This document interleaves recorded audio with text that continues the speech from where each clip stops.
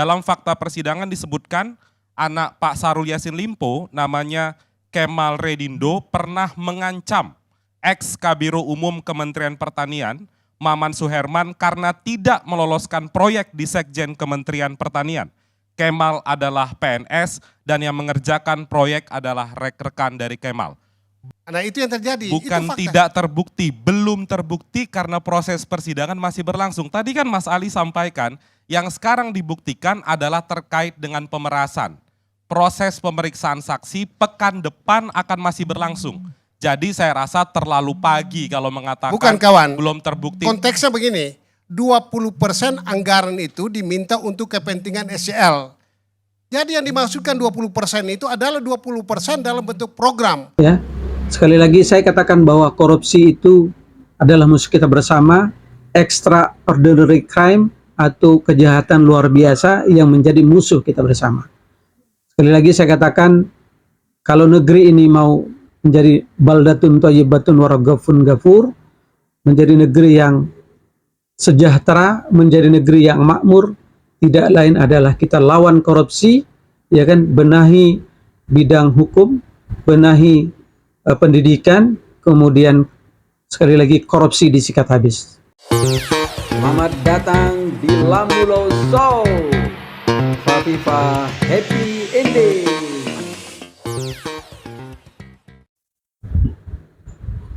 Assalamualaikum warahmatullahi wabarakatuh. Selamat sore, salam bahagia untuk kita semua. Salam sejahtera dan semoga kita semua dalam kondisi sehat walafiat, teman-teman. Jumpa lagi di channel kesayangan kita, yaitu di Fafifa TV dalam program Lamulo Show bersama saya Lalu Hanan, teman-teman. Seperti biasa, teman-teman, kita akan mereaksi atau memberikan komentar kepada acara yang luar biasa yang selalu tayang di ILC ya, di mana ILC ini adalah acara yang boleh dikatakan favorit ya bagi orang-orang yang memang suka dengan dunia politik ya. Dan kemarin edisi spesial dari ILC itu membahas tentang satu kasus yang memang lagi terus disorot yang sedang bersidang di Tipikor, yaitu kasus YSL, Yassin Syahrul Limpo, di mana YSL ini adalah mantan Kementan ya, Kementerian Pertanian yang di mana diciduk oleh KPK, ya kan. Kemudian di mana ini memang kasusnya cukup unik, teman-teman ya.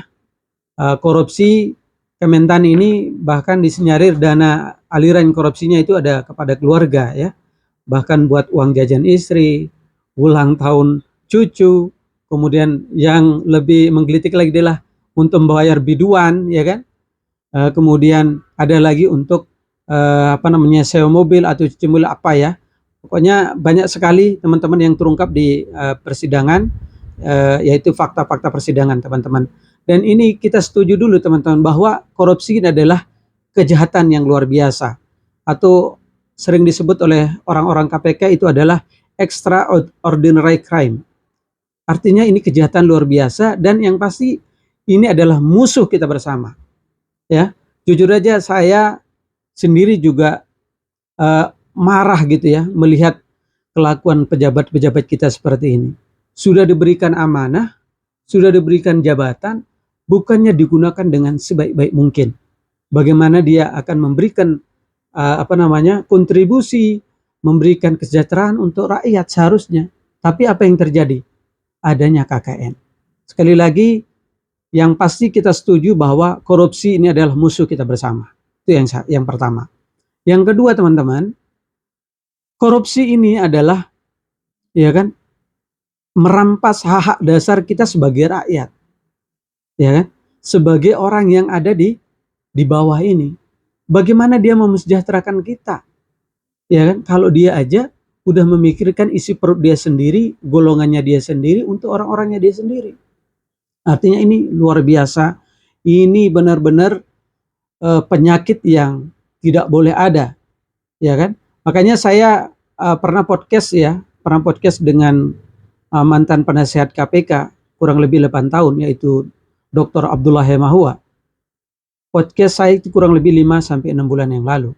Beliau waktu itu mengatakan bahwa total kepala daerah yang sudah diciduk atau yang ditangkap oleh KPK itu adalah 429 kepala daerah. Artinya kan penyakit, ya. Jadi sekali lagi teman-teman, ini adalah contoh-contoh kepala daerah yang tidak amanah. Ini harus kita lawan, dan kita tentu ya sebagai rakyat ini kepingin melihat negeri ini makmur. Jadi sebelum kita tonton, ya saya mau mengatakan bahwa saya mengajak teman-teman untuk ikut komentar di kolom komentar. Boleh komentar siapa yang setuju pelaku korupsi atau KKN korupsi yang ada di negeri ini, baik pejabat siapapun itu, dihukum dengan hukuman mati. Siapa yang setuju komentar di kolom komentar teman-teman. Nanti kita akan coba kulik, kita akan bahas setelah kita tonton video ini. Oke, lanjut kita tonton keseruan counter argumen antara pengacara YSL dengan peneliti ECW. Kita tonton teman-teman. Selamat menonton. Baik, saya ingin dengar sekarang dari peneliti ICW Kurnia Ramadana. Iya, terima kasih Bang Karni. Selamat malam, Assalamualaikum warahmatullahi wabarakatuh. Waalaikumsalam. Memang menarik ya Bang Karni kalau kita membaca pemberitaan setidak-tidaknya 1-2 bulan ke belakang. Ketika membaca berita, membaca dakwaan, menonton video-video persidangan, saya sekilas berpikir, apakah ini proses persidangan dengan lokasi di Kementerian Pertanian atau Kerajaan Pertanian? Ini yang sedang didakwa ini, menteri sebagai penyelenggara negara atau raja atau sultan? Karena berdasarkan, jadi Bang Karni, supaya pemirsa ILC juga memahami, dakwaan, kalau dibaca dakwaan KPK itu tidak detail sebenarnya. Jadi dakwaan itu sangat umum, keperluan keluarga, keperluan pribadi dan lain sebagainya, semuanya didetailkan dalam fakta persidangan. Tadi sebenarnya sudah dilihat di VT ILC, Bang Karni juga sempat menyebutkan beberapa indikasi kejahatan yang dilakukan oleh terdakwa Syahrul Yassin Limpo. Tadi sebenarnya juga ada uang skincare, bahkan Pak Karni ada juga biaya sunatan.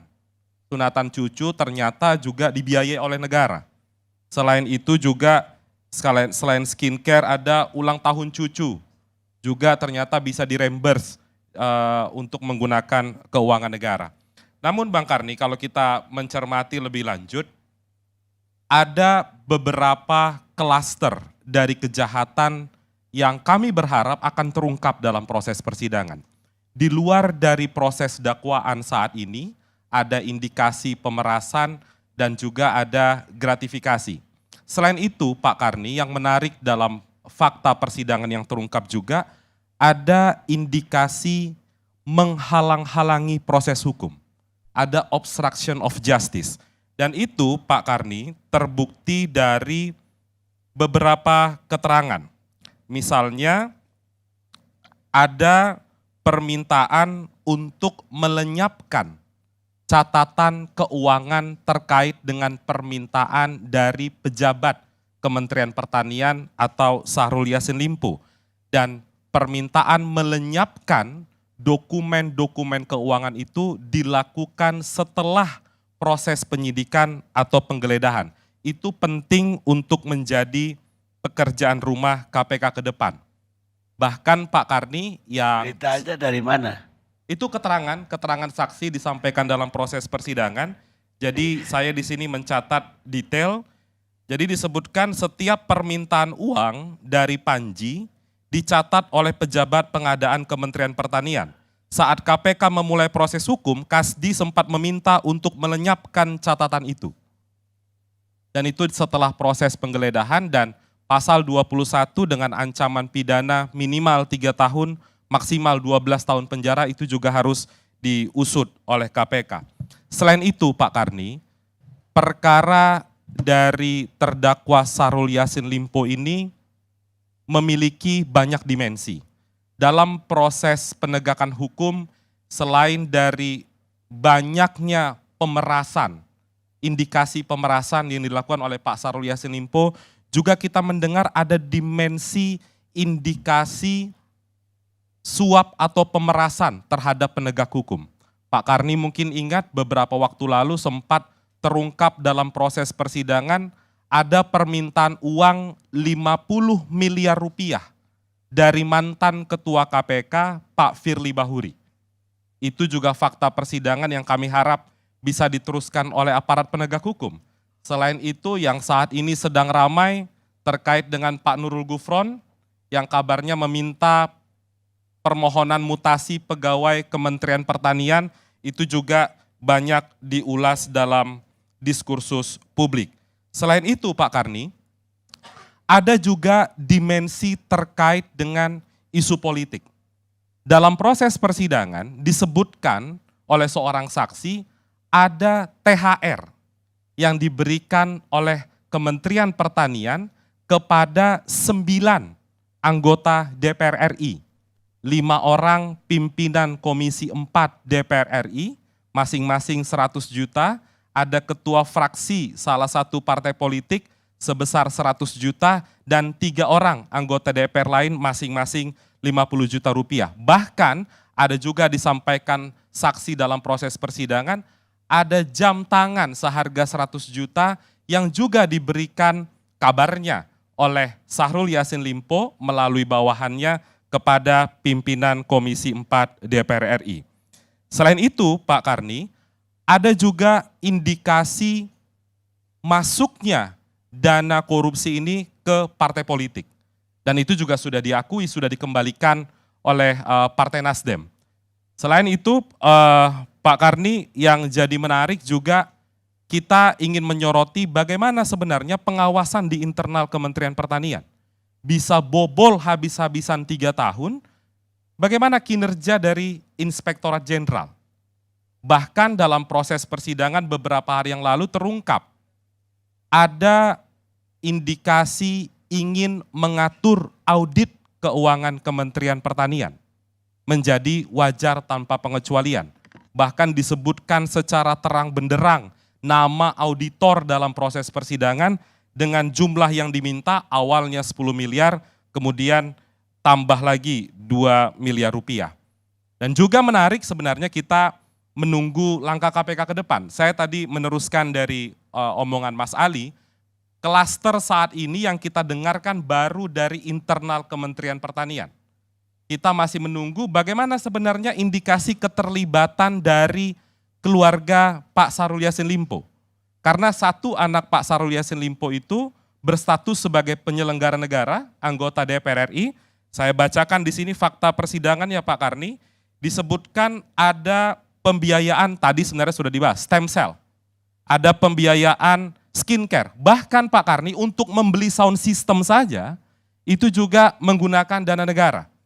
Maka dari itu kami berharap keluarga-keluarga yang disebut dalam proses persidangan harus dihadirkan sebagai saksi untuk mempertanggungjawabkan informasi-informasi yang beredar dalam proses persidangan. Dan juga Pak Karni, saya ingin menanggapi tadi pernyataan dari kuasa hukum Pak Syahrul Yassin Limpo, kalau tadi kan disebut biaya mobilnya itu disewa. Tapi dalam fakta persidangan ada juga saksi yang menyebutkan bukan disewa, tapi dicicil. Nah itu bagaimana logika keuangan negara bisa membenarkan pembiayaan pencicilan mobil. Nah di sini saya sebutkan ada biaya kredit mobil biasanya sewa dengan jenis Alphard untuk operasional di Sulawesi Selatan dan dibebankan kepada pejabat eselon 1 Kementerian Pertanian. Itu sempat muncul dalam proses persidangan. Jadi Pak Karni, yang ingin saya highlight terakhir soal klaster tindak pidana pencucian uang. Saat ini dalam proses penyidikan Pak Syahrul Yassin Limpo sudah disematkan pasal 3 atau pasal 4 Undang-Undang Pencucian Uang terkait dengan pelaku aktif. Jangan lupa di dalam Undang-Undang 8 tahun 2010 ada pasal 5 terkait dengan pelaku pasif.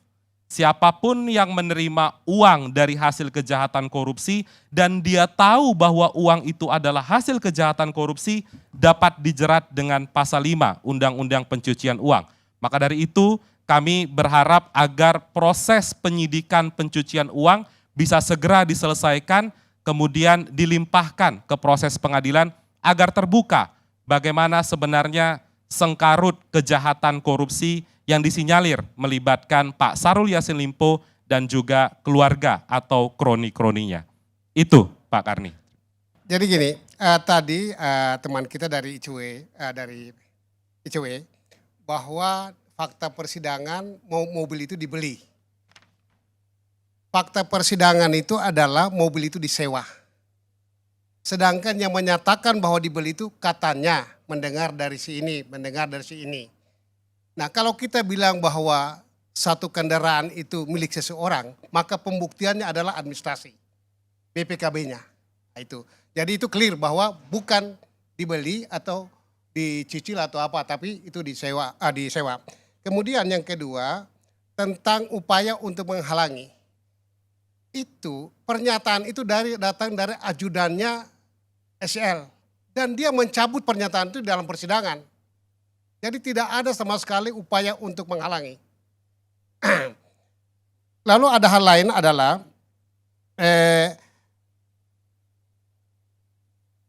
tentang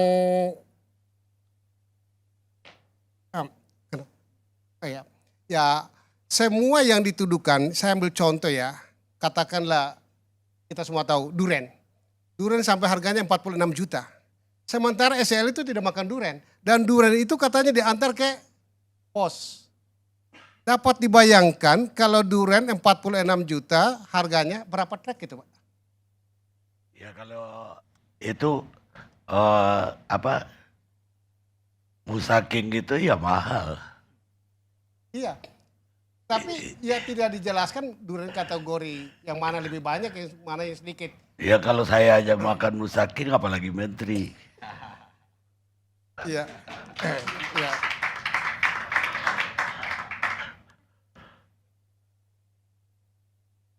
Lalu tentang keluarga, yang harus kita tahu bahwa semua yang diminta oleh keluarga, konon katanya, atau merefer kepada keluarga itu sama sekali tidak dilakukan oleh keluarga inti. Ayah, ibu, dan anak. Itu fakta persidangan. Tidak ada seorang pun yang namanya si cowok, ini saya anaknya Pak SL, tidak ada. Atau ibu, tidak ada. Itulah yang dilakukan. Ada juga misalnya SL ulang tahun ada yang memberi, ya Pak Momon, Pak mantan sekjen itu, mengirim. Jam tangan harganya 12 juta, Pak SL tidak minta. Dan itu pertemuan di Makassar. Jadi ada inisiatif-inisiatif, saya tidak tahu dalam rangka apa, tetapi hadiah-hadiah semacam itu diberikan dan Pak SL itu dalam ulang tahun atau ulang tahun anaknya tidak pernah melihat itu yang namanya kado-kado itu. Ya udah, taruh sana. Ya udah taruh sana. Kira-kira gitu Pak. Baik. Terakhir Perkani, terakhir Biar dia jawab dulu. Ya, yang pertama tadi itu pernyataannya terkait dengan permintaan untuk menghilangkan catatan keuangan itu bukan disampaikan oleh ajudan Pak SYL, tapi disampaikan oleh mantan subkoordinator pemeliharaan Biro Umum dan Pengadaan Kementerian Pertanian. Itu, jadi bukan dari pernyataan ajudan Pak SYL, satu.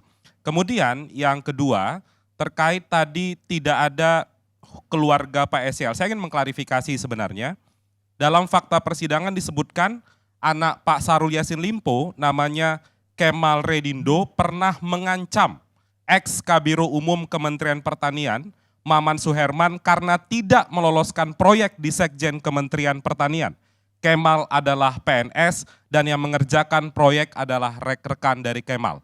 Benar bahwa semua ini belum terverifikasi, karena akan terverifikasi ketika ada putusan yang berkekuatan hukum tetap. Akan tetapi keterangan-keterangan yang disampaikan oleh saksi tersebut mesti dipandang sebagai fakta persidangan yang sampai saat ini sudah atau sedang berlangsung. Maka dari itu penting ditelisik lebih lanjut dan diperkuat bukti-bukti yang lain. Saksi dalam kitab Undang-Undang Hukum Acara Pidana menyampaikan keterangan di bawah sumpah. Maka dari itu mestinya mereka mengetahui konsekuensi ketika mereka berbohong. Maka dari itu counter argumennya harus dengan kesaksian yang lain atau mungkin dokumen-dokumen yang lain. Setidaknya dakwaan KPK itu sudah ditambah dengan keterangan-keterangan saksi dari internal Kementerian Pertanian. Saya rasa dalam proses persidangan ya memang tidak dipertimbangkan prestasi Pak Syahrul Yassin Limpo, harga beras normal, itu tidak dipandang dalam proses penegakan hukum. Ini kan proses penegakan hukum terkait dengan indikasi pemerasan, gratifikasi, bukan lomba-lomba prestasi antar Menteri Pertanian. Itu Pak Karni. Pak Karni, tentang pergantian ya, Kepala Biro Umum itu. Teman-teman dari CW ya, saya ingin sampaikan bahwa yang bersangkutan itu menyatakan bahwa dia sama sekali tidak menerima perpindahan itu bukan karena ada sesuatu, ancaman apa dan sebagainya. Dan itu normal. Itu menyampaikan dalam fakta persidangan. Kemudian menyangkut dengan dakwaan KPK, Anda tahu di dalam dakwaan KPK itu dicantumkan bahwa SCL meminta 20% dari anggaran pertanian. Dan seluruh pejabat itu membantah. Anda bayangkan 24 triliun anggaran pertanian, kalau 20% diambil. Itu tidak mungkin. Seluruh pejabat eselon 1, seluruh pejabat eselon 2, seluruh yang terlibat dalam proses anggaran itu membantah. Yang ada adalah Pak SCL meminta agar 20% itu dituangkan dalam program. Sehingga nanti kalau ada bencana bibit dan sebagainya, beliau bisa menggunakan diskresi untuk pembagian. Itu. Nah itu yang terjadi. Bukan itu tidak terbukti, belum terbukti karena proses persidangan masih berlangsung. Tadi kan Mas Ali sampaikan, yang sekarang dibuktikan adalah terkait dengan pemerasan. Proses pemeriksaan saksi pekan depan akan masih berlangsung. Jadi saya rasa terlalu pagi kalau mengatakan bukan kawan, belum terbukti. Konteksnya begini, 20% anggaran itu diminta untuk kepentingan SCL.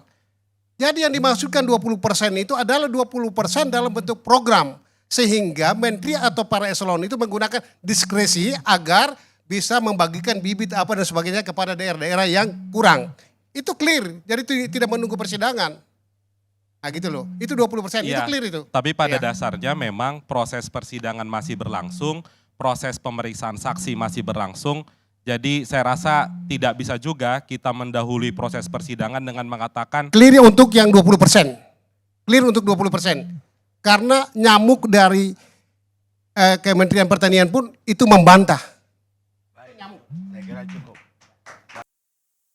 Baik teman-teman, sahabat Lamuluso yang ada di sudut tanah air, kita lihat sendiri tadi bagaimana antara peneliti ICW mengungkap fakta-fakta yang ada di persidangan, kemudian sedikit dibantah dengan pengacara ya teman-teman ya. Kurnia Ramadana dari ICW, ada peneliti ICW, dia begitu runut ya, mengatakan bahwa dana itu lari ke sini, ya kan, kemudian korupsinya, bahkan ada yang mengatakan bahwa anaknya sempat mengancam ya, eselon-eselon karena dia tidak mendapatkan tender proyek dan lain-lain. Nah, ini terungkap semua di persidangan teman-teman. Dan satu yang saya mau katakan bahwa sekali lagi negeri ini tidak akan pernah bisa makmur, tidak akan pernah bisa sejahtera apabila garong-garong ini masih berkeliaran, apabila pejabat-pejabat, entah itu kepala daerah, entah itu DPR, entah itu menteri-menteri yang sudah diberikan amanah atau jabatan oleh dipercaya oleh kita, namun kelakuan mereka adalah seperti ini, artinya jauh daripada kemakmuran, artinya jauh daripada kesejahteraan teman-teman. Sekali lagi saya katakan bahwa korupsi itu adalah musuh kita bersama, extraordinary crime atau kejahatan luar biasa yang menjadi musuh kita bersama. Sekali lagi saya katakan, kalau negeri ini mau menjadi baldatun thayyibatun wa raghafun ghafur, menjadi negeri yang sejahtera, menjadi negeri yang makmur, tidak lain adalah kita lawan korupsi, ya kan, benahi bidang hukum, benahi pendidikan, kemudian sekali lagi korupsi disikat habis. Seperti di negara-negara lain kan sudah ada yang berlaku bahwa korupsi itu dihukum mati. Ya, jadi sekali lagi statement saya setelah saya menonton, menyaksikan, banyak saya baca di media-media mengenai dosa-dosa pada YSL ini, diungkap ada 15 dosa. Ya, nanti saya mungkin sedikit cuplikan atau salah satu media yang mengangkat bahwa ada 15 dosa YSL. Nah, ini contoh-contoh kelakuan pejabat yang sangat menjijikkan, teman-teman. Artinya apa? Hak-hak dasar kita dirampas. Itu yang tidak kita inginkan. Terutama saya pribadi, ya, sangat-sangat setuju apabila negeri ini memberlakukan bahwa yang korupsi itu ditembak mati atau dihukum mati. Oke, terima kasih. Itu aja yang bisa saya sampaikan daripada reaction video yang ada kemarin di acara ILC yang dipandu oleh wartawan senior kita yaitu Bang Karni Ilyas. Atas waktu dan atensinya, lalu Hanan ucapkan terima kasih. Assalamualaikum warahmatullahi wabarakatuh. Salam happy ending.